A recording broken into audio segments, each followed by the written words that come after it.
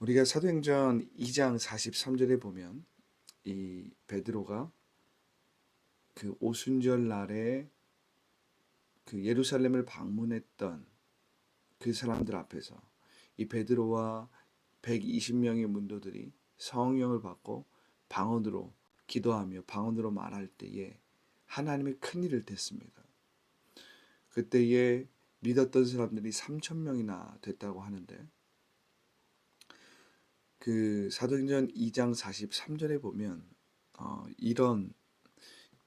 이런 고백이 나옵니다. 이런 기사가 나오죠. 제가 읽어드리면 사람마다 두려워하는데 사도들로 말미암아 기사와 표적이 많이 나타나니 사도들로 말미암아 기사와 표적이 많이 나타난다.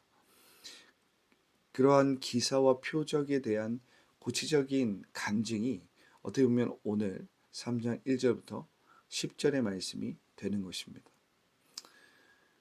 이 본문에서 우리는 사람 살리는 교회의 모습이 어떠한 모습인지, 또한 우리는 사람을 살리는 교회로서 어떻게 사도행전적인, 즉 사도적인 모범, 사도적인 가르침을 따를 수 있는지를 오늘 실질적으로 일어난 이 이야기를 통해서 볼 수 있다는 사실입니다.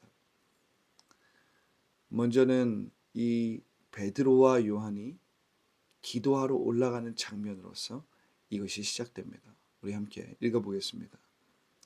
자, 1절입니다. 제9시 기도 시간에 베드로와 요한이 성전에 올라갈세. 이 베드로와 요한 그리고 다른 제자들은 지금 나오지 않지만 우리가 분명히 알 수 있는 것은 이 오순절 성령 강림 사건 이후에 이제 제자들은 정규적인 기도 시간을 갖는 것입니다. 본래 유대인들은 아침 9시 그리고 정오 12시 그리고 3시 이렇게 세 번의 정규적인 기도를 하는 시간이 있었습니다. 이 베드로와 요한도 그러한 어떤 기도의 전통 또 기도의 어떤 습관을 따라서, 그런데 분명한 것은 아마도 제자들은 예수님이 기도하셨던 그 모범을 따라서 그 본을 따라서 오순절 성령 강림 사건 이후에 정규적으로 습관적으로 기도하는 시간을 가졌던 것 같습니다. 그래서 제9시 기도 시간이니까 우리의 시간으로 이것을 말하면 오후 3시입니다. 오후 3시. 오후 3시 기도 시간에 베드로와 요한이 성전에 올라가고 있었다는 거예요. 자, 2절과 3절입니다. 나면서 못 걷게 된 이를 사람들이 메고 오니 이는 성전에 들어가는 사람들에게 구걸하기 위하여 날마다 미문이라는 성전문에 두는 자라. 3절 그가 베드로와 요한이 성전에 들어가려 함을 보고 구걸하거늘. 여러분, 항상 기적은 우리가 기도하는 시간 혹은 기도하려는 시간 혹은 기도 후에 일어난다는 사실입니다. 우리가 예상치 못했던 기적과 돌파와 성령의 역사, 성령의 그 우리가 예상치 못하는 개입, 그것은 기도할 때, 또 우리가 기도하기 전에, 기도 후에 그러한 성령의 역사와 인도하심과 그 하나님의 섭리가 기도의 전후에 일어난다는 사실입니다. 저도 가만히 저의 이 신앙생활을 쭉 살펴보면 기도하는 도중에 능력이 나타날 때가 많아요. 또 기도 전에, 또 기도 후에 우리가 성령께서 역사하시고 은혜를 베풀어 주시고 회복이 일어나고 돌파가 일어날 때가 많이 있다는 사실입니다. 또 우리가 기도 후에 우리가 예상치 못했던 공급이라든지 주님의 손길이라든지 이러한 것들을 경험하는 것을 저뿐만 아니라 정말 신실하게 기도하는 사람들, 하나님 앞에 기도하며 주님의 이름을 부르는 사람들에게 그러한 일들이 일어난다는 것은 우리가 정말 어렵지 않게 들을 수 있다는 사실입니다. 오늘 이 사도행전의 기적도 요한과 베드로가 기도하러 올라가는 도중에 일어났다는 사실입니다. 일상적으로 있었던 일상에서 그 기적이 일어났는데 나면서부터 못 걷게 된 사람들이 메고 와서 아름다운 문이라고 알려진 미문에 이 사람을 놓아준 것입니다. 이 사람에겐 소망이 없었어요. 이 사람은 나면서부터 걷지 못했기 때문에 스스로는 어떤 일을 하거나 그럴 수 있는 사람이 아니었습니다. 그야말로 소망이 없었던 사람이었어요. 그 소망 없던 사람이 오늘도 그냥 평소처럼 어떻게 했습니까? 미문에 앉아서 그걸 하는 거예요.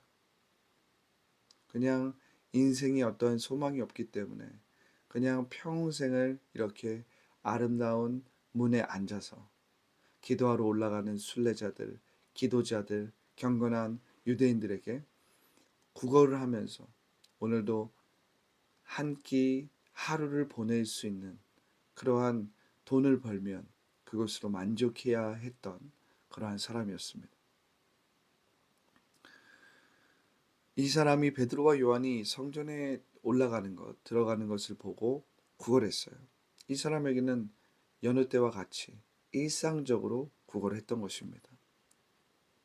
자, 4절과 5절입니다. 베드로가 요한과 더불어 주목하여 이르되 우리를 보라. Look at us. Look at us. 우리를 보라. 5절에 보면 그가 그들에게 무엇을 얻을까 하여 바라보거늘. 할렐루야. 그 베드로와 요한이 더불어서 주목하여 이르되 우리를 보라고 하는 거예요. 어떻게 보면 평소에 그냥 지나쳤던 일상이었는데 굉장히 중요한 것은 베드로와 요한이 늘상 걸었던 그곳, 기도하러 올라가는 그 길에서 이 구걸하는 사람을 본 거예요. 나면서부터 이 다리를 쓰지 못했던, 아마도 이 미문을 통과하는 많은 기도자들, 순례자들은 이 미문에 앉아서 구걸하는 이 사람을 자주 봤을 것입니다. 이 생소한 얼굴이 아니었을 거예요. 기도자들, 유대인들, 그곳을 출입하는 사람들이 참 많았을 텐데 사실은 우리도 그렇지 않습니까? 우리도 뭐 출근하는 길, 버스, 전철 혹은 차, 우리가 그렇게 출근할 때 사실은 늘상 다니는 길이지만 그곳에 우리가 신경을 많이 쓰지 않으면 누가 있는지 없는지 모르고 그냥 지나칠 때도 있고, 그리고 늘상 지나치는 그 길에 뭘 판매하는 사람이라든지 있으면 어떻게 합니까? 우리가 늘 그걸 보잖아요. 그러니까 지나치면서 우리가 신경을 안 쓰고 그냥 지나칠 수도 있지만 늘상 그곳에서 구걸하는 사람이라든지 뭔가를 파는 사람이라든지 있으면 어떻게 합니까? 우리가 그 사람들을 본단 말이에요. 분명히 알 겁니다. 그러나 우리는 그냥 지나칠 때가 많이 있겠죠. 왜냐하면 우리는 늘 일상적으로 그곳을 지나치니까. 그런데 오늘 베드로와 요한은 평소와 다르게 주목하여서 그 사람에게 말하는 것입니다. 우리를 바라보라. 우리를 보라. 이게 무엇입니까? 평소에 그냥 지나치던 그 일상이 하나님의 마음으로, 하나님의 마음이 담기면 어떻게 되는 거예요? 그 일상이 하나님이 개입하시는 하루가 되는 것입니다. 우리가 분명하게 알아야 되는 것은 특별히 오늘의 기적은 무엇보다도 치유의 역사가 일어나는 것입니다. 정말 초자연적인 치유의 역사가 일어나는 것인데 그 치유의 역사가 일어나는 그 현장에 무엇이 먼저 있었어요? 하나님의 마음이 있었다는 거예요. 하나님의 사랑과 긍휼이 먼저 있었다는 사실입니다. 우리가 이 사실을 안다면 치유라는 것은 하나님의 사랑하는 마음, 그 영혼을 긍휼히 여기고 그 영혼을 불쌍히 여기는, 정말 그 영혼의 그 상처와 아픔과 그 질병, 육체적인 그러한 어려움과 병마가 떠나가기를 원하는, 떠나가기를 바라는 그 영혼을 향한 하나님의 사랑이 부어져서 그 사랑이 하나님의 자녀들을 통해서 나타나는, 그것으로 치유의 역사, 치유의 기적이 시작됐다라는 사실입니다.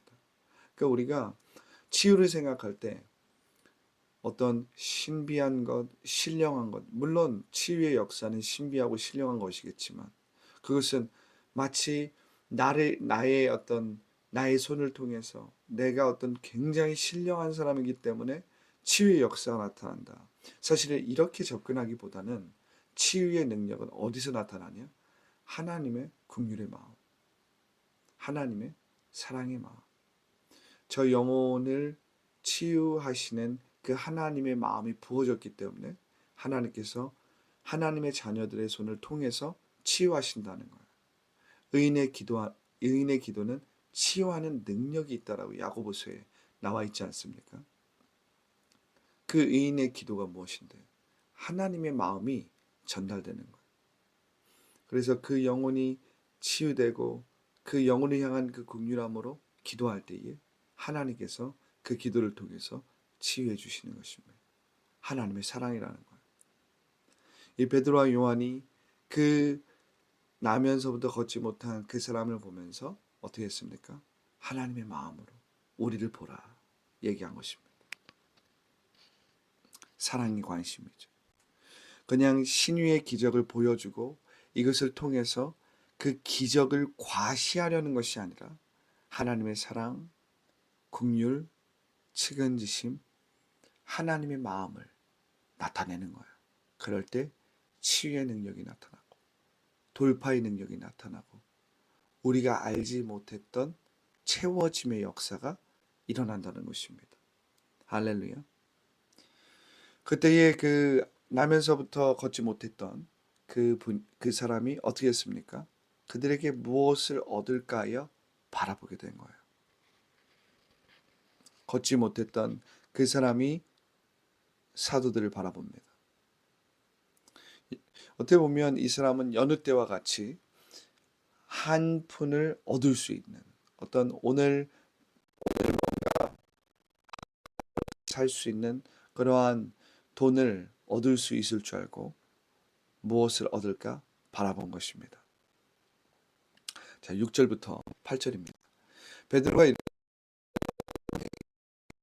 내게 있는 이것을 내게 주노니 나사렛 예수 그리스도의 이름으로 일어나 걸으라고.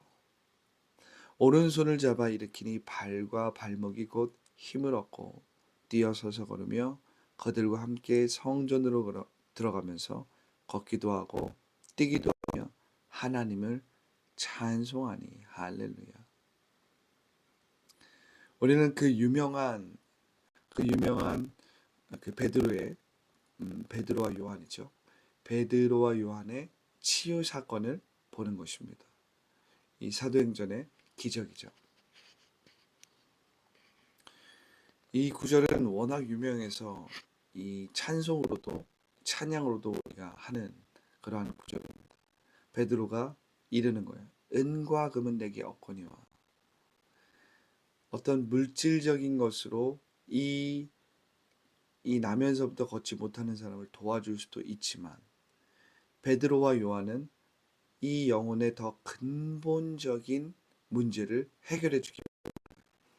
사실은 우리가 생각해 보면 하나님께 기도하는 그 기도자들, 순례자들이 항상 이 미문을 지나갔을 텐데 그 미문을 지나치면서 많은 사람들이 이 영혼을 위해서 도와줬을 것입니다. 돈을 주고 많게 주는 사람도 있을 것이고 적게 주는 사람도 있었겠지만 분명히 구제로서 이 영혼에게 한 푼이라도 더 줬을 거예요. 그러나 그러한 돈은 이 영혼에게 필요하지만 이 영혼의 근본적인 삶의 문제를 해결해 줄 수 없다는 것입니다. 이 영혼의 깊은 그 문제를 해결해 줄 수 없다라는 거예요. 할렐루야. 사실은 우리가 세상을 살아가면서 우리의 근본적인 문제를 해결하기보단 그때그때 살아가기 위해서 물질을 버는 것을 더 중요하게 여길 수가 있습니다. 왜냐하면 우리는 근본적인 문제를 해결하기보다 그때그때 문제를 해결하는 것, 바로 물질을 얻어서 그때그때 살아가는 것을 어떻게 보면 더욱더 중요하게 생각할 수 있는데, 사실은 우리 안에 있는 근본적인 문제, 존재적인 문제가 해결되면 어떻게 됩니까? 사실은 물질이나 이러한 것들은 우리가 근본적인 문제가 해결됨으로써 우리가 얻어낼 수 있는, 또한 해결할 수 있는 것이 되는 것입니다. 할렐루야. 이 베드로와 요한은 이 영혼의 근본적인 문제를 해결해 주기 원했다는 거예요. 은과 금은 내게 없거니와 내게 있는 것을 내게 주노니 나사렛 예수 그리스도의 이름으로 일어나 걸어라. 할렐루야. 참으로 재밌는 것은 베드로와 요한이 처음에는 이 영혼에게 어떻게 했어요? 이 걷지 못하는 사람에게 우리를 보라, 우리를 보라 그렇게 얘기했어요. 그런데 막상 이 영혼이, 이 걷지 못하는 사람이 베드로와 요한을 보니까 어떻게 했어요? 자신들에게 주목시키는 게 아니라 그 시선을 누구에게 돕니까?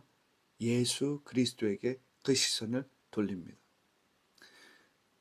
어떻게 보면 교회는 이것을 하는 거예요. 처음에는 우리 교회 와라. 우리 교회로 오세요. 우리 교회로 와서 우리를 먼저 보십시오. 그러면 교회에 온 사람, 또 교회를 보는 사람, 그 사람들은 어떻게 합니까? 그들의 시선을 누구에게 돌려놓는 거예요? 예수님에게 돌려놓는 거예요. 예수님에게 그들의 시선이 옮겨질 수 있도록 말씀을 통해서, 섬김을 통해서, 나눔을 통해서 그들의 시선을 예수님께로 돌리는 거예요. 십자가로 그들의 시선을 돌리는 것입니다. 왜 그렇습니까?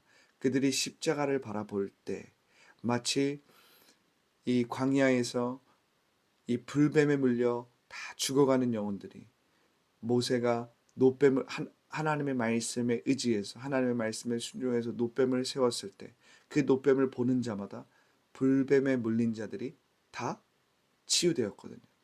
노뱀을 바라보는 거예요. 이와 같이 처음에 우리가 우리를 보라. 베드로와 요한이 우리를 먼저 보라. 그 걷지 못하는 사람이 베드로와 요한을 딱 바라볼 때 어떻게 합니까? 우리에게 여전히 시선을 두게 만드는 것이 아니라 누구에게 돌리는 거예요? 예수님에게. 십자가로. 말씀으로. 그러니까 어떻게 보면 이 베드로와 요한은 이 사람의 시선을 예수님께로 돌리면서 말씀대로 말한 것입니다. 할렐루야. 여러분, 내가 기적을 행할 수 없다라고 해서 말씀대로 말하고 말씀대로 믿는 것을 포기해서는 안 됩니다. 내가 기적을 할 수 없다라고 해도 우리는 나의 믿음이 아니라 예수 그리스도의 믿음으로 말씀대로 말할 줄 알아야 됩니다. 말씀대로 기도할 줄 알아야 합니다. 말씀대로 상상할 줄 알아야 합니다. 말씀대로 순종할 줄 알아야 합니다.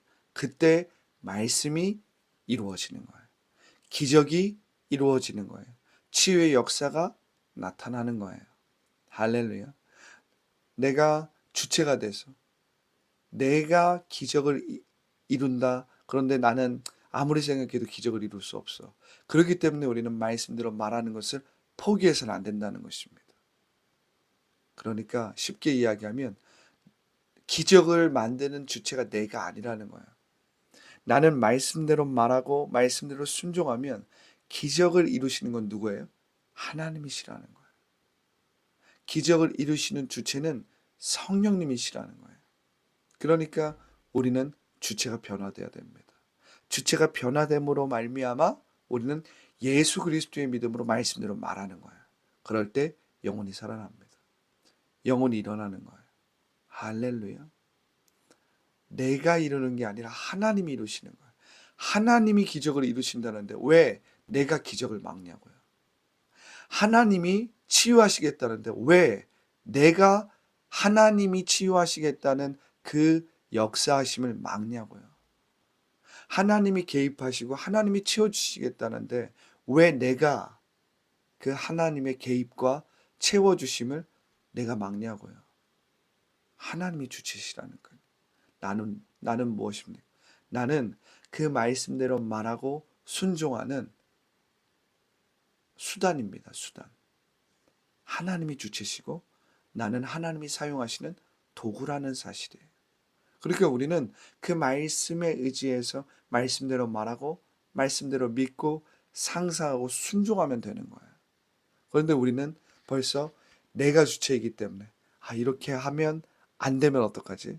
이렇게 하면 기적이 일어나지 않으면 어떻게 하지? 벌써 그것을 두려워하고 내가 이루어지지 않으면 내 체면이 뭐가 돼? 내가 창피하잖아. 벌써 그러한 두려움과 불안이 있는 거예요. 내 체면이 있는 거예요. No. 이를 이루시는 것은 야훼 하나님이십니다. 만군의 여호와가 그 일을 이루시는 거예요. 나는 믿음으로 말씀대로 말하는 것입니다. 이때의 믿음은 나의 노력의 믿음이 아니에요. 거짓자의 믿음이 아니에요. 예수 그리스도의 믿음.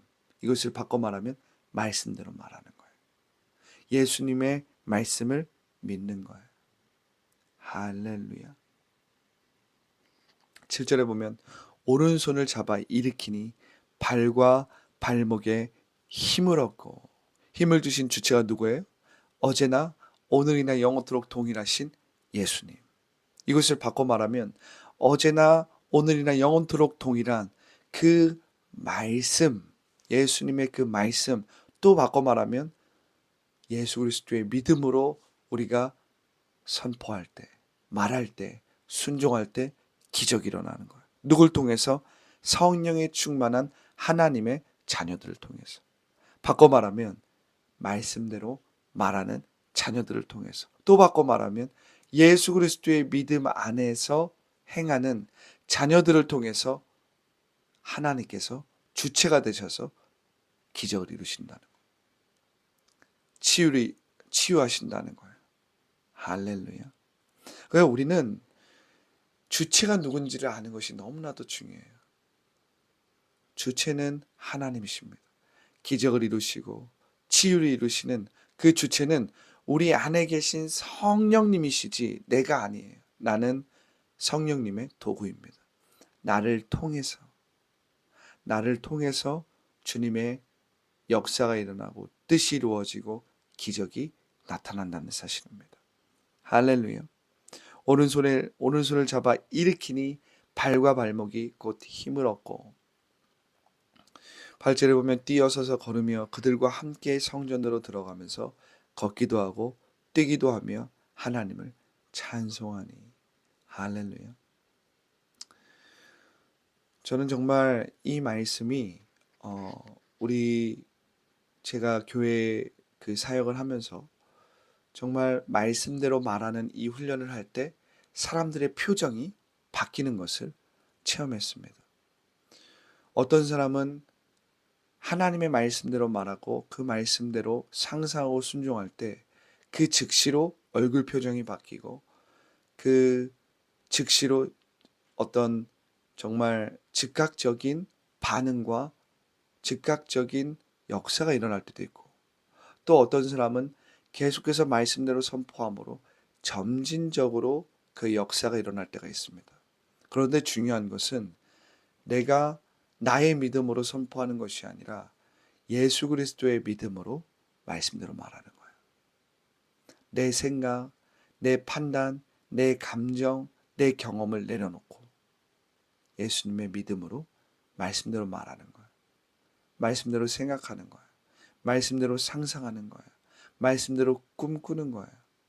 말씀대로 순종하는 거예요.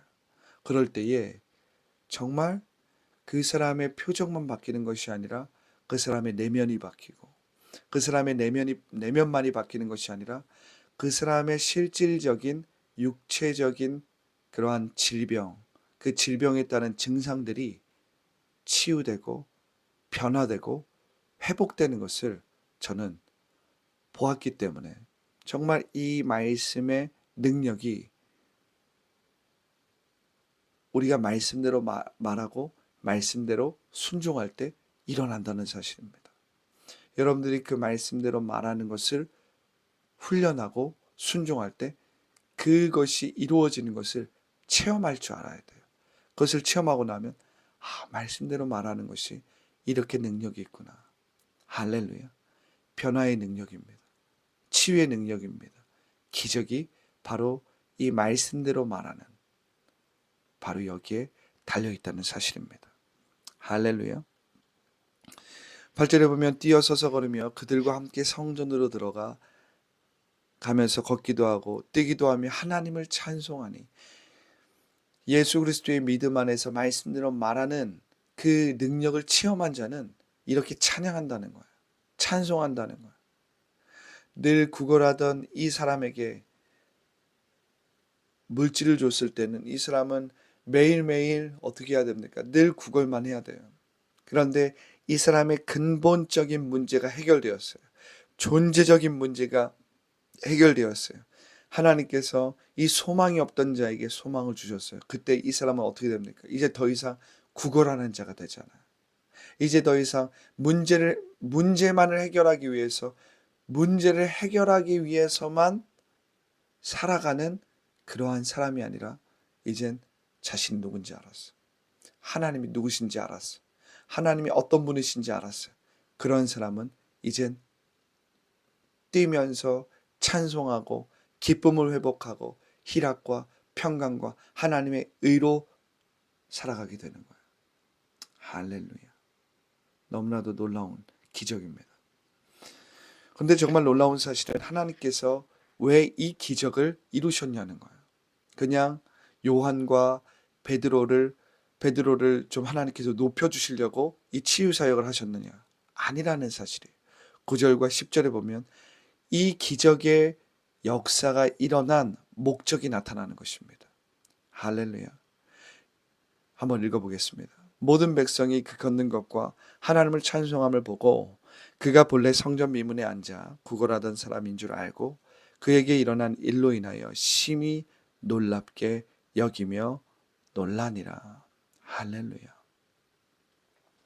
여러분, 우리는 이 9절과 10절을 보면서 왜 하나님께서 치유의 기적을 이루시는가, 초자연적인 놀라운 역사를 왜 이루시는가를 볼 수 있습니다. 이 나면서부터 걷지 못하는 사람을 초자연적으로 일으켜 주심으로써 어떠한 역사가 일어납니까? 모든 백성이 그 걷는 것과 하나님을 찬송함을 보고 그가 본래 성전 미문에 앉아 구걸하던 사람인 줄 알고 그에게 일어난 일로 놀랍게 여기는 거예요. 누가 높임을 받습니까? 이 기적을 통해서 하나님이 높임을 받고 이 기적을 통해서 전도의 역사가 일어나고. 할렐루야. 우리가 이것을 보면 이 기적이 단순히 어떤 베드로와 요한의 그 치유 사역, 치유의 능력을 과시하는 어떤 그러한 사건이 아니라 이 일을 통해서 더 많은 영혼들이 구원받고 전도되고 더 많은 영혼들이 그들의 삶의 본질적인 문제들이 해결되는 역사가 일어난다는 거예요. 이 한 영혼의 치유의 기적을 통해서 하나님의 영광이 드러나는 것입니다. 하나님의 영광을 돌리는 많은 역사가 일어난다는 사실이에요. 그래서 우리는 기적의 유익, 기적의 이 목적은 하나님의 영광, 하나님의 이름, 하나님의 권세의 회복이라는 사실을 알 수 있다는 사실입니다. 그렇기 때문에 우리는 이 한 기적을 통해서 하나님의 살아계심을 우리가 함께 나눌 수 있다는 사실입니다. 할렐루야. 오늘도 여러분들을 통해서 이 일상이 어떻게 하나님의 섭리와 하나님의 손길을 경험하는 일이 될지 모른다는 사실입니다. 그렇기 때문에 여러분, 오늘 말씀을 통해서 하나님께서 우리의 마음 가운데 어떠한 마음을 부어주시는지 우리가 깨달을 줄 알아야 합니다. 우리가 일상적으로 걸어가던 살아가던 그 삶터와 일터에 하나님께서 우리에게 어떠한 마음을 부어주시는지, 또한 우리에게 부어주시는 그 마음을 우리가 붙들고 그 사랑과 그 긍휼하심과 하나님의 그 다른 영혼들을 향한 그 마음을 흘려보낼 줄 알아야 돼요. 그 마음을 흘려보내는 그 말씀에 우리가 순종하고 말씀대로 말할 때 소망이 없던 자에게 소망이 생기고, 고민이 많고 문제와 어려움에 눌려있던 사람들에게 그 문제와 어려움을 돌파할 수 있는 그러한 일들이 그 사람에게 일어난다는 사실이에요. 우리의 생각에는 우리가 하나님의 이야기를 하면 저 사람이 거부할 거야, 저 사람이 이상하게 생각할 거야, 저 사람이 좀 안 좋게 생각할 거야, 나를 좀 이렇게 생각할 거야 라고 생각하지만, 하나님의 마음을 가지고 그 영혼에게 하나님의 말씀을 말씀대로 말할 때 그 영혼의 마음이 움직이는 것을 우리가 경험할 수 있다는 사실이에요. 그 영혼에게 가장 필요한 말을 우리가 하나님의 마음으로 말씀대로 말할 때 내가 그 말이 필요했는데, 내가 그 위로가 필요했는데, 내가 그 격려가 필요했는데, 내가 그 지혜가 필요했는데 이렇게 될 수 있다는 사실이에요. 할렐루야. 그렇기 때문에 여러분들은 오늘 하루를 시작할 때 기도를 통해서 하나님의 마음을 체험할 줄 알아야 합니다. 그리고 그 하나님의 마음을 담대하게 믿음을 가지고 두려워하지 말고 흘려보낼 줄 알아야 합니다. 그럴 때 어떠한 돌파와 어떠한 치유의 은혜가, 치유의 기적이 일어날지 몰라요. 할렐루야. 여러분, 오늘 말씀을 통해서 제가 여러분들에게 부탁합니다. 말씀대로 말하십시오.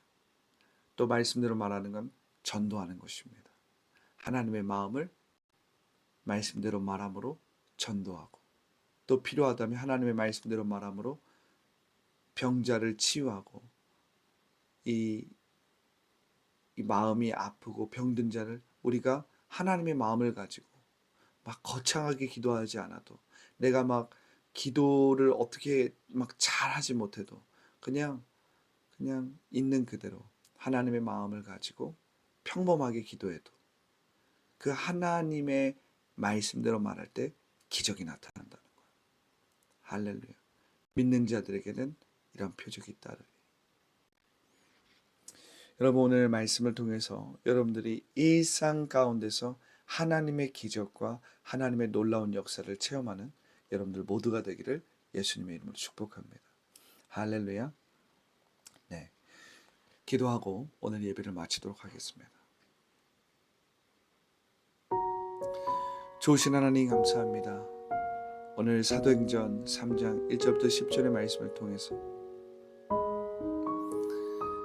치유의 역사, 초자연적인 치유의 역사는 정말 우리가 생각하는 것처럼 그냥 우리의 손을 통해서, 우리의 능력, 우리의 경건함을 통해서 나오는 것이 아니라 그 치유의 역사를 이루시는 주체가 하나님이시고, 나는 그 하나님의 말씀과 하나님이 주시는 마음에 순종할 때 치유의 역사가 일어나고 초자연적인 기적이 일어나고 나도 예상치 못했던 채워짐의 역사가 일어나는 줄을 배웠습니다. 내가 말씀대로 순종할 때, 말씀대로 말할 때, 예수 그리스도의 믿음으로 나아갈 때에 우리의 삶에 내가 알지도 못하고 경험하지도 못했던 놀라운 기적이 일어난다는 사실입니다. 할렐루야. 오늘 이 말씀을 통해서 우리가 그러한 놀라운 돌파, 놀라운 기적, 놀라운 치유의 역사를 체험할 수 있도록 주여 새라이프의 성도들 삶을 인도하여 주시고 이끌어 주시옵소서. 그래서 나의 일상이 하나님의 말씀과 하나님의 말씀에 따른 놀라운 변화, 회복, 치유의 경험들로 놀랍게 채워질 수 있도록, 그래서 내가 주님을 나타내고 주님께 영광 돌릴 수 있도록 새라이프 교회 성도들을 축복하여 주시옵소서. 믿음을 더하여 주시옵소서. 예수님의 이름으로 기도합니다. 아멘.